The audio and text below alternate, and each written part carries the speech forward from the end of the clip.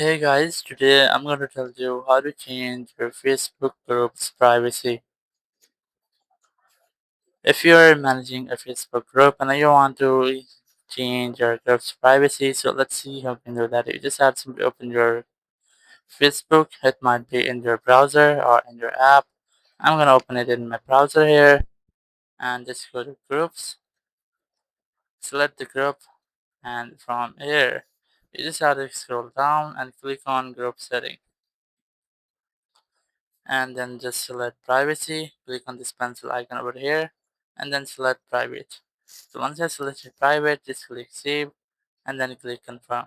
So once you have done, you have successfully changed your privacy settings of your group. So using this method, you can easily change the privacy of your Facebook group. Thank you very much for watching the video. Until next video, bye bye.